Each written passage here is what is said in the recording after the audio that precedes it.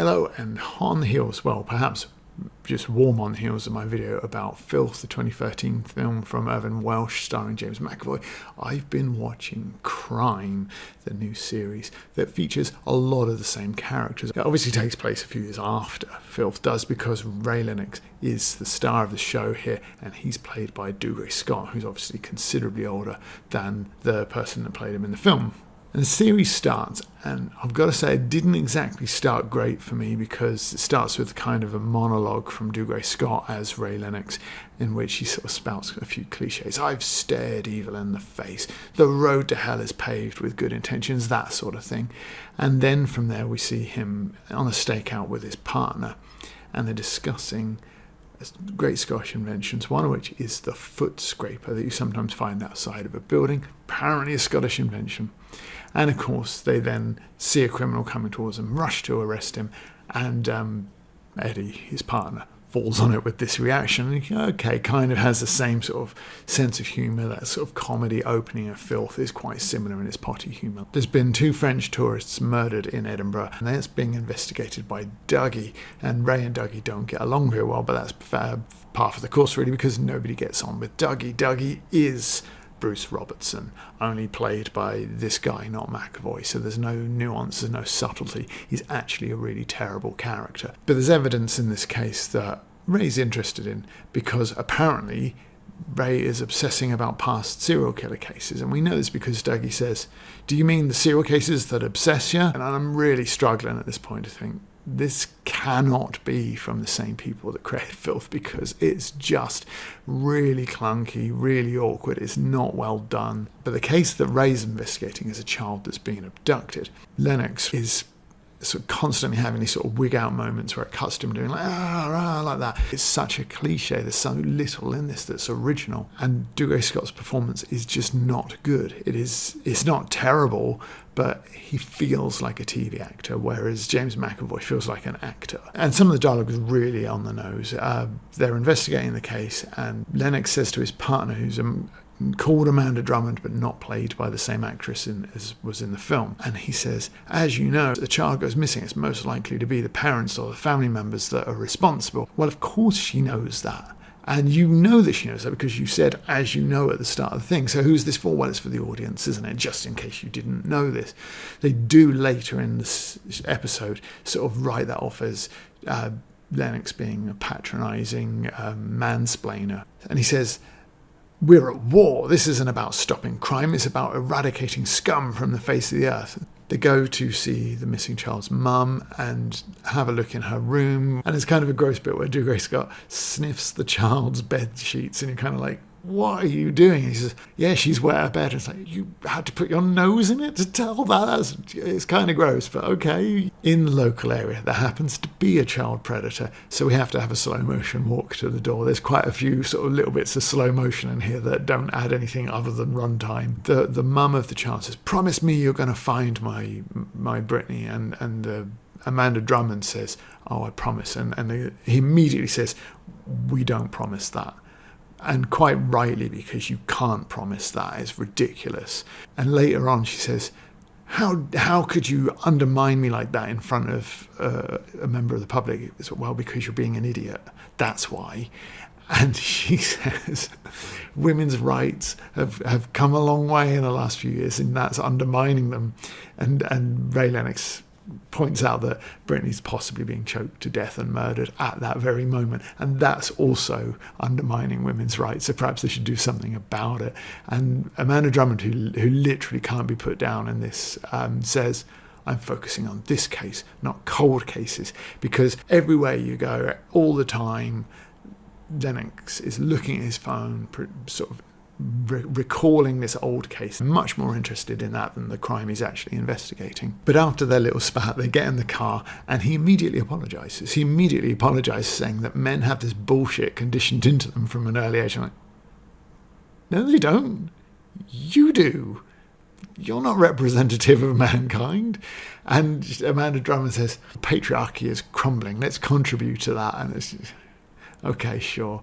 In the meantime, Lennox is still having these wig out moments while explaining certain things, mostly to the audience, but sort of nominally to his partner. And he says, "This is the sort of thing we're investigating." And he takes out the glove box a lolly, in which you can clearly see there's like a razor blade embedded in the sugar. Amanda Drummond, again, quite sensibly, because occasionally sensible things do happen in the show, she says, "Where did you get that?" And he said, "This is evidence from a child porn case."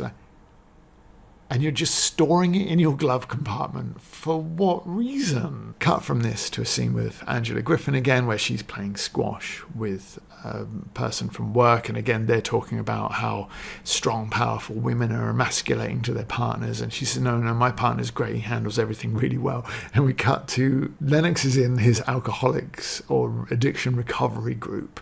And he's talking about how he just hates everything and he despises all the people he works with and wants to kill everyone, and he's like, clowns to the left of me and I've got jokers to the right of me and all I want is just like oblivion. I crave it. And it's just, yeah, he's handling the pressure well, all right. So again, we get some super slow motion. There's more Ray wigging out. There's this piece of paper that they found at the scene, despite the fact that the scene was swarming with policemen actually looking for evidence. They turn up and find this piece of paper, and you know it's going to be key because Ray keeps going on and on and on about it, even though everyone else is like, shut up about the paper, Ray, we've got leads to chase down. It's like, well, you know, it's so heavy-handed that you kind of go, that paper's obviously going to be significant, right? Perhaps related to the spat that he's already apologised for, Ray says, are you okay with how we're working so far? And Amanda Drummond says, yeah, but your mansplaining really irritates me, especially the way you patronisingly explain everything and you have to use that voice. But they're following Brittany's mum in the car, and she gets out of the taxi and starts walking down the road, and they follow behind. You can see how close she is to that car, but she doesn't seem to notice that the car is like crawling along behind her for quite some time. The mother goes and attacks her father, saying that he was a nonce to her, and they arrest him and take him back to the police station. But Lennox and Drummond don't go to the police station, they go to the pub. So intent are they, so obsessed investigating this crime, that they go to the pub for Eddie's leaving do. This sign is literally outside the pub, but they're like, no, we'll go for this leaving do, sure. This scene is also terrible. You have like the worst strippers in the history of stripping. You have a back and forth between Drummond and Dougie that's like shows she's a strong independent woman, but he's such a dickhead and he's played so flat and so badly and his lines are so poor that it's like she's just battering him. You almost feel sorry for him. He says, what, are you two gay? Because Amanda Drummond sits next to this other woman and she says, no, I'm straight. I'd rather go down on any hole than touch the diseased cock of a slab of gammon like you. At which everybody laughs hilariously.